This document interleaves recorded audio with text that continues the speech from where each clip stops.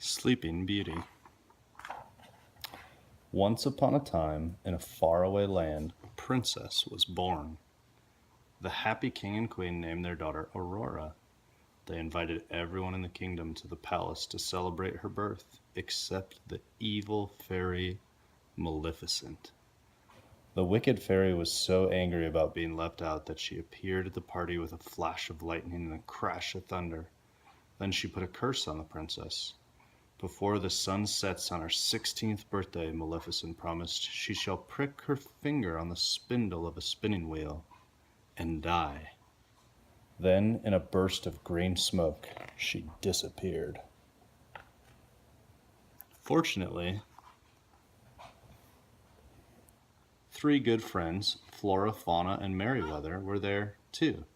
As soon as Maleficent vanished, they tried to soften the curse. "Sweet princess," declared Merryweather, "not in death, but just in sleep, the fateful prophecy you'll keep. And from this slumber you shall wake, when true love's kiss the spell shall break." Then the fairies disguised themselves as peasant women and promised not to use their magic.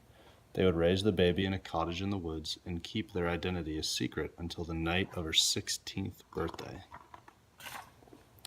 The years passed quickly, and the princess grew into a sweet and lovely girl. She knew the three fairies only as her aunts, and they called her Briar Rose.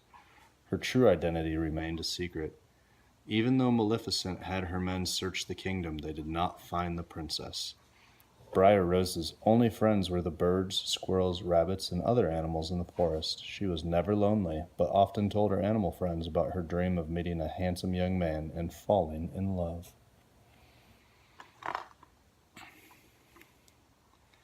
Then, on the day of her 16th birthday, the princess's dream came true. A prince named Philip was riding through the woods and heard her singing. "Do you hear that? How beautiful," he said to his horse, Samson. Prince Philip asked his horse to ride towards the sound. Before long, he found Briar Rose dancing with her animal friends. The prince asked Briar Rose for a dance. At first, she hesitated. "It's just that you're a stranger," she said. Briar Rose had been told not to talk to anyone except her aunts. Then Prince Philip and Briar Rose did dance together. Before either of them knew it, they had fallen in love. They sang and danced some more, then walked through the forest all afternoon. Briar Rose had no idea that the stranger was a prince from a neighboring kingdom, and Prince Philip did not suspect that she was really a princess. Meanwhile, back in their cottage, the three good fairies tried to plan a birthday surprise for Briar Rose without using magic. Fauna tried to whip up a fancy cake, while Flora and Merryweather tried to sew an elegant dress, but the cake was a disaster and the dress looked terrible. Merryweather decided to get the wands. Using magic, the fairies were able to get everything ready quickly. The cake baked itself and the dress was perfect. But when they used their wands, colorful sparks came out of the chimney. Maleficent's crows saw them and flew off to tell the evil fairy. Meanwhile, Briar Rose arrived back at the cottage. She told the fairies about the handsome stranger she'd met. Then the fairies told Briar Rose that her real name was Princess Aurora and that she would be returning to the castle that evening. Aurora followed the fairies to the palace. There, the king and queen and all their subjects eagerly awaited her. Everyone believed Aurora had escaped Maleficent's curse. No one knew the evil fairy had learned Aurora's secret and was waiting for the princess, too. At the palace, the fairies brought Aurora upstairs.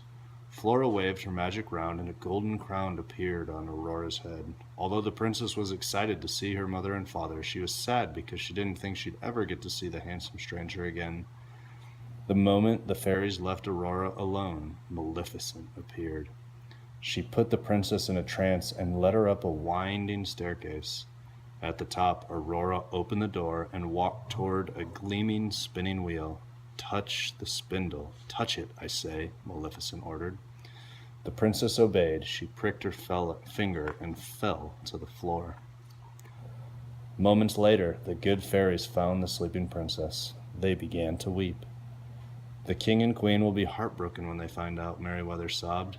"They're not going to," replied Flora. The fairies flew through the palace and put everyone else to sleep, too. Then they set off to find the one person who could break the evil spell. the handsome stranger Aurora had met in the woods. When Prince Philip heard the news, he raced toward the castle. Maleficent was not about to let him rescue the princess. She used her magic to create a giant forest of thorns around the palace. The good fairies gave Philip a magical sword and a shield, and the valiant prince slashed at the thorns. When he got close to the castle, Maleficent turned herself into an enormous fire-breathing dragon.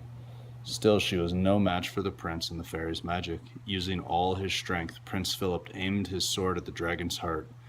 With this mighty blow, the dragon was no more. Prince Philip ran through the castle to the room where the princess slept. He knelt by Aurora's side and gently kissed her. Slowly, Aurora's eyes opened. She smiled when she saw the handsome stranger from the forest. He was her one true love.